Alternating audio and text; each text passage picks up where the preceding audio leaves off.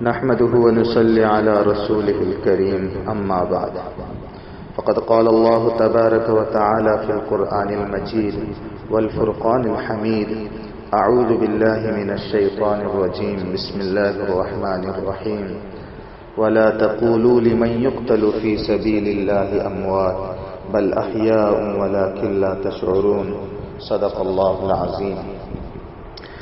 ستمگر ادھر آ ہنر آزمائیں، ستمگر ادھر آ ہنر آزمائیں، تو تیر آزما ہم جگر آزمائیں. معزز سامعین کرام، ماہ محرم الحرام اسلامی سال کا پہلا مہینہ ہے جو اپنی برکات و فضائل میں اپنی مثال آپ ہے. اس مہینے کی تاریخی حیثیت تو اپنی جگہ مسلم ہے، لیکن اس کی حرمت اور حضرت صلی اللہ علیہ وسلم کے اس مہینے میں خصوصی اعمال اس کی عظمت کو چار چاند لگا دیتے ہیں. تاریخ اسلامی کے کئی واقعات اسی مہینے میں پیش آئے ہیں. یہ کہنا بیجا نہ ہوگا کہ تاریخ کے بیشتر اہم اور سبق آموز واقعات اسی مہینے میں رونما ہوئے ہیں. لہذا جہاں ماہ محرم سال نو کی ابتدا کی خبر دیتا ہے، وہیں ان واقعات و حادثات کی بھی خبر دیتا ہے جن کا یاد رکھنا امت مسلمہ کے لیے ضروری ہے. زندہ اقوام کی علامت یہی ہوتی ہے کہ وہ اپنی تاریخ، اسلاف کے کارناموں اور واقعات سے بے خبر نہیں رہتی. تو محرم کا آغاز ہمیں ان تاریخی حقائق سے باخبر ہونے کا موقع فراہم کرتا ہے. بعض لوگ یہ سمجھتے ہیں کہ عاشورہ کے دن کی فضیلت کی وجہ یہ ہے کہ اس دن نبی کریم صلی اللہ علیہ وسلم کے مقدس نواسے حضرت حسین رضی اللہ عنہ کی شہادت کا واقعہ پیش آیا. اس شہادت کے پیش آنے کی وجہ سے عاشورہ کا دن مقدس اور حرمت والا بن گیا ہے. یہ بات صحیح نہیں ہے. خود حضور اقدس صلی اللہ علیہ وسلم کے زمانے مبارکہ میں عاشورہ کا دن مقدس سمجھا جاتا تھا اور آپ نے اس کے بارے میں احکام بیان فرمائے تھے. قرآن کریم نے اس کی حرمت کا اعلان فرمایا تھا. حضرت حسین رضی اللہ عنہ کی شہادت کا واقعہ تو حضور اقدس صلی اللہ علیہ وسلم کی وفات کے تقریباً 60 سال بعد پیش آیا تھا. لہٰذا یہ بات درست نہیں کہ عاشورہ کی حرمت اس واقعے کی وجہ سے ہے، بلکہ یہ تو حضرت حسین رضی اللہ عنہ کی مزید فضیلت کی دلیل ہے کہ اللہ رب العزت نے آپ کو شہادت کا مرتبہ اس دن عطا فرمایا جو پہلے ہی سے مقدس اور محترم چلا آ رہا ہے. بہرحال عاشورہ کا دن ایک مقدس دن ہے.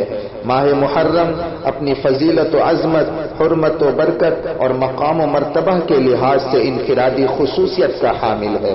اسی وجہ سے شریعت محمدیہ علی صاحبہ الصلاۃ والسلام کے ابتدائی دور میں اس کے آغاز، اس کے اعزاز و اکرام میں قتال کو ممنوع قرار دیا گیا.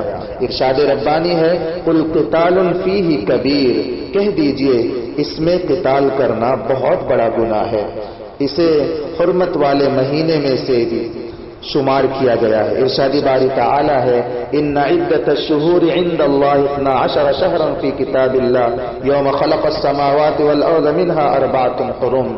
مہینوں کی گنتی اللہ تعالیٰ کے نزدیک 12 مہینے ہیں، ان میں 4 مہینے ادب کے ہیں. حضرت ابو بکر صدیق رضی اللہ عنہ سے روایت ہے کہ نبی کریم صلی اللہ علیہ وسلم نے ارشاد فرمایا، زمانے کی رفتار وہی ہے جس دن اللہ رب العزت نے آسمان اور زمین کو پیدا فرمایا تھا. ایک سال 12 مہینوں کا ہوتا ہے. ان میں سے 4 مہینے حرمت والے ہیں، جن میں سے 3 مہینے مسلسل ہیں، یعنی ذوالقعدہ، ذوالحجہ، محرم، اور 1 مہینہ رجب کا ہے جو جمادی الثانی اور شعبان کے درمیان آتا ہے. اس دن کے مقدس ہونے کی وجہ کیا ہے یہ اللہ رب العزت ہی بہتر جانتے ہیں. کس دن کو اللہ رب العزت نے دنوں پر کیوں فضیلت دی اور اس دن کا کیا مرتبہ رکھا، اللہ تعالیٰ ہی بہتر جانتے ہیں. ہمیں اس کی تحقیق میں پڑھنے کی ضرورت نہیں. بعض لوگوں میں یہ بات مشہور ہے کہ جب حضرت آدم علیہ الصلاۃ والسلام دنیا میں اترے تو وہ عاشورہ کا دن تھا، اور جب نوح علیہ الصلاۃ والسلام کی کشتی طوفان کے بعد خشکی میں اتری تو وہ عاشورہ کا دن تھا. حضرت ابراہیم علیہ الصلاۃ والسلام کو جب آگ میں ڈالا گیا اور اس آگ کو اللہ رب العزت نے ان کے لیے گلے گلزار بنا دیا، وہ عاشورہ کا دن تھا. اور قیامت عاشورہ کے دن قائم ہوگی، یہ باتیں لوگوں میں مشہور ہیں لیکن ان کی کوئی اصل اور بنیاد نہیں، کوئی صحیح روایت ایسی نہیں ہے جو یہ بیان کرتی ہو کہ یہ واقعات عاشورہ کے دن پیش آئے تھے۔ ماہ محرم برکات کا حاصل اور حامل مہینہ ہے، لیکن بعض لوگ اس کی برکات سے فائدہ حاصل کرنے کی بجائے بدعات و رسومات میں پڑھ کر اس کی حقیقی فضیلت سے محروم ہو جاتے ہیں۔ تعزیہ کرنا ناجائز ہے، کیونکہ قرآن مجید میں ارشاد باری تعالی ہے اتعبدون ما تنحتون، کیا تم ایسی چیزوں کی عبادت کرتے ہو جس کو خود ہی تم نے تراشا اور بنایا ہے۔ ظاہر ہے کہ تعزیہ انسان اپنے ہاتھ سے تراش کر بناتا ہے، پھر منت مانی جاتی ہے اور اس سے مرادیں مانی جاتی ہیں، اس کے سامنے یعنی تعزیہ کے سامنے اولاد وغیرہ کی صحت کی دعائیں کی جاتی ہے، اس کو سجدہ کیا جاتا ہے، اس کی زیارت کو زیارت امام حسین سمجھا جاتا ہے۔ یہ سب باتیں روح ایمان اور تعلیم اسلام کے اعتبار سے ناجائز ہیں۔ ذکر شہادت کے لیے مجالس منعقد کرنا، ان میں ماتم کرنا، نوحہ کرنا، روافظ کی مشابہت کرنے کی وجہ سے ناجائز ہے، کیونکہ حدیث شریف میں آتا ہے من تشبہ بقوم فہو منہم، جس نے جس قوم کی مشابہت اختیار کی وہ اس قوم میں سے ہے۔ بعض لوگ ماہ محرم کو صرف رنج و غم کا مہینہ تصور کرتے ہیں اور اس وجہ سے شادی بیاہ، خوشی کے تقریبات اور دیگر مسرت کے کاموں سے اجتناب کرتے ہیں۔ اسی طرح سیاہ لباس پہننا، نوحہ و ماتم کرنا، عورتوں کا زیب و زینت ترک کر دینا اور سوگ کی مختلف رسمیں ادا کرنا بھی بعض علاقوں میں رائج ہے، حالانکہ یہ تصور درست نہیں، کیونکہ احادیث مبارکہ میں ماہ محرم کی بڑی فضیلت بیان کی گئی ہے، اس لیے اسے محض غم اور سوگ کا مہینہ قرار دینا شرعی اعتبار سے صحیح نہیں ہے۔ بعض لوگوں کا یہ عقیدہ بن چکا ہے کہ خصوصاً محرم کے ابتدائی 10 دنوں میں شادی کرنا یا خوشی کی کوئی تقریب منعقد کرنا جائز نہیں، یا اس میں برکت نہیں ہوتی اور ایسا کام نحوست کا باعث بنتا ہے۔ افسوس کی بات یہ ہے کہ بعض تعلیم یافتہ افراد بھی اس غلط فہمی کا شکار ہیں۔ حقیقت یہ ہے کہ شریعت اسلام میں ایسی کوئی ممانعت موجود نہیں، نہ محرم میں اور نہ ہی کسی دوسرے مہینے میں نکاح سے روکا گیا، بلکہ محرم میں عبادت اور نیکی کے اعمال کی ترغیب دی گئی ہے، اور نکاح بھی ایک عظیم عبادت ہے، کیونکہ اس کے ذریعے انسان عفت و تقوی اور اللہ رب العزت کی رضا حاصل کرتا ہے۔ حدیث مبارکہ کا مفہوم ہے کہ جب کوئی شخص نکاح کر لیتا ہے تو اس کا آدھا دین مکمل ہو جاتا ہے، لہذا اسے چاہیے کہ باقی آدھے دین کے بارے میں اللہ سے ڈرتا رہے۔ اس بنا پر محرم میں نکاح کرنا بالکل جائز ہے۔ محرم کے ایام میں بعض لوگ چند مخصوص کاموں کو بڑی اہمیت دیتے ہیں، مثلا حضرت حسین رضی اللہ عنہ کے نام پر پانی یا شربت کی سبیل لگانا یا کھانا تیار کر کے تقسیم کرنا اور اسے باعث ثواب سمجھنا۔ اگرچہ صدقہ و خیرات اپنی جگہ نیک عمل ہے، لیکن محرم کے پہلے عشرے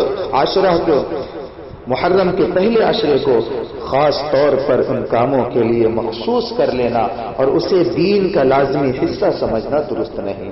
بعض لوگ یہ عقیدہ بھی رکھتے ہیں کہ چونکہ حضرت حسین رضی اللہ عنہ کربلا میں پیاس کی حالت میں شہید ہوئے تھے، اس لیے پانی اور شربت ان کے پیاس بجھانے کا ذریعہ بنتا ہے، حالانکہ اس عقیدے کی کوئی شرعی بنیاد موجود نہیں ہے۔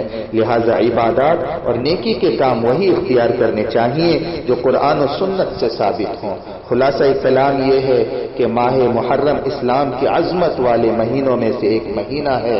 اس مہینے کے بارے میں وہی عقائد اور اعمال اختیار کرنے چاہیے جو قرآن و سنت سے ثابت ہوں، بے بنیاد رسموں، غلط عقائد اور خود ساختہ پابندیوں سے بچتے ہوئے اس مہینے کو عبادت و تقوی اور نیکی کے کاموں میں گزارنا چاہیے۔